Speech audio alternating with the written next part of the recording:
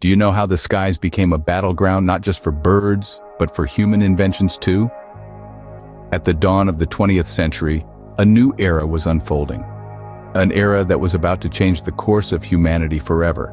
The world was on the brink of a revolution, not on the ground, but in the skies. The age of aviation was dawning.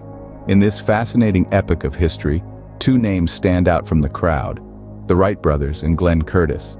These pioneers, these visionaries, dared to dream the impossible and transformed the way we perceive the world today. Orville and Wilbur Wright, two self-taught engineers from Ohio, embarked on a journey that would ultimately defy gravity.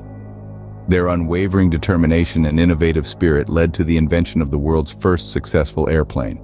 The Wright brothers not only gave wings to mankind, but also opened the gateway to an era of unprecedented exploration and discovery. Parallelly, another titan was rising: Glenn Curtiss, a man of extraordinary talent and vision. Curtiss, a motorcycle racer and manufacturer turned aviation pioneer, soared into the scene with his groundbreaking aeronautical designs. His contributions to the development of aviation technology were monumental and instrumental in shaping the future of flight. The Wright brothers and Glenn Curtiss, though they shared a common passion for flight, their paths were soon to cross in a way none of them could have anticipated. They were about to engage in a battle, not in the open skies, but within the confines of patent laws and courtrooms. What started as a quest to conquer the skies turned into a fierce rivalry, a tug of war for control over the very technology that made flight possible. These pioneers, who once sought to break the chains of gravity, now found themselves entangled in a web of legal battles and disputes. Little did they know, the real battle was not in the skies, but in the courtrooms. The year was 1903, and the Wright brothers took to the skies, changing the world forever. On a chilly December day in Kitty Hawk, North Carolina, Orville and Wilbur Wright achieved the impossible. With Orville at the controls of their home-built aircraft, the Flyer, they completed the first powered, sustained, and controlled flight by a heavier-than-air aircraft. This was no small feat. It was a moment that would carve their names into the annals of history, forever synonymous with the birth of aviation. But the Wright brothers didn't stop there. Recognizing the potential of their invention, they swiftly moved to protect it. In 1906, they were granted a patent for their flying machine. But this wasn't your typical patent. The Wright brothers didn't claim to have invented the airplane, but rather a system of aerodynamic control that manipulated a flying machine's surfaces.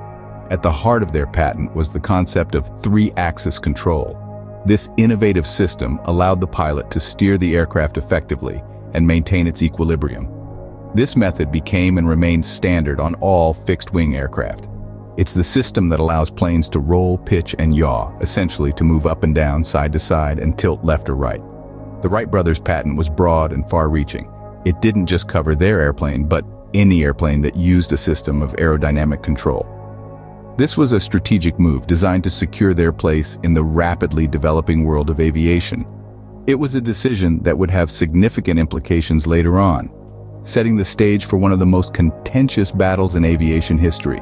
But while the Wright brothers were busy perfecting their flying machine and securing their patent, they weren't the only ones with their eyes on the skies. A new figure was about to emerge, a man who would challenge the Wright brothers' supremacy and ignite a fiery debate that would rage for years. Meanwhile, another player was about to enter the field, bringing with him a storm of controversy. Enter Glenn Curtiss, a man with a vision for aviation and a knack for stirring things up. Glenn Curtiss, born in the late 19th century, was a man destined to leave an indelible mark on the course of aviation history. His story is one of vision, innovation, and a tenacious spirit that refused to back down.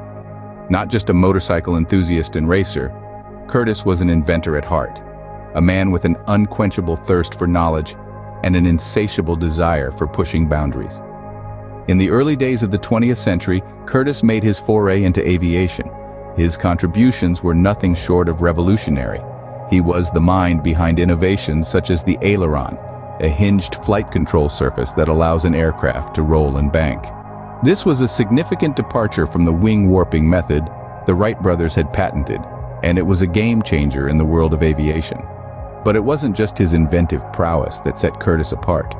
He was a man of action, a man who believed in the power of demonstration. In 1908, Curtiss flew his Junebug aircraft over a distance of over a kilometer, a feat that earned him the first ever pilot's license in the United States. Yet, the path to glory was not without its obstacles. As Curtiss's star rose, so did the tension with the Wright brothers. The brothers, who had been pioneers in their own right, viewed Curtiss's innovations as an infringement on their patented wing warping method. They were not about to let their hard-earned patent rights be trampled upon, and they made their displeasure known.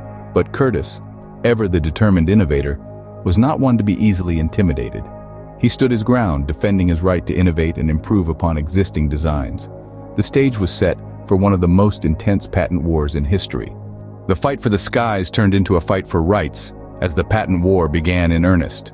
The Wright brothers and Glenn Curtiss, two titans of early aviation, found themselves embroiled in a legal battle that would shape the future of flight. It wasn't just about flying anymore. It was about the rights to the technology that made flight possible. This clash of innovation and intellectual property was sparked by the Wright brothers' patent filed in 1906 for a flying machine that utilized a unique system of wing warping for control. They believed this patent gave them exclusive rights over the concept of controlled flight. Curtiss, on the other hand, was of a different opinion. He was developing his own aircraft, incorporating ailerons in place of wing warping. The Wrights saw this as an infringement on their patent and promptly took legal action. The legal battles were fierce and protracted, with both sides presenting compelling arguments. The Wrights stressed the uniqueness and novelty of their wing warping system, a cornerstone of their patent. Curtiss, on the other hand, argued that his ailerons were fundamentally different and that the Wrights' patent was too broad, stifling innovation. The courts, however, sided with the Wright brothers. In 1913, the decision was made. Curtiss's use of ailerons was indeed an infringement on the Wrights' patent. This was a significant blow to Curtiss, but he didn't capitulate.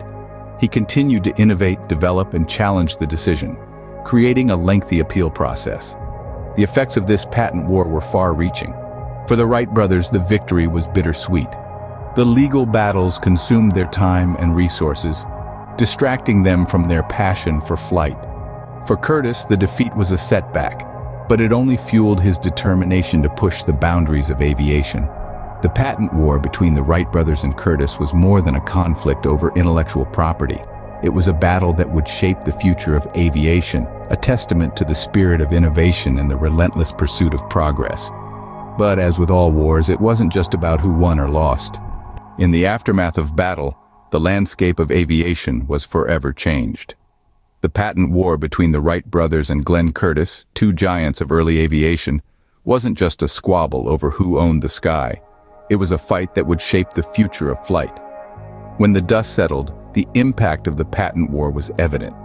The industry had been stifled, innovation hampered.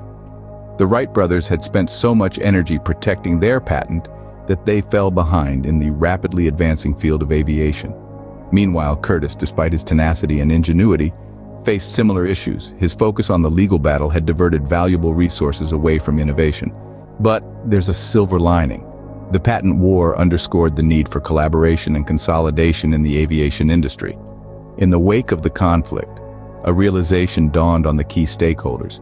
To soar higher, they needed to fly together. This led to the formation of the Curtiss-Wright Corporation in 1929, a significant player in aviation even today. The Curtiss-Wright Corporation was more than just a merger of two rival companies.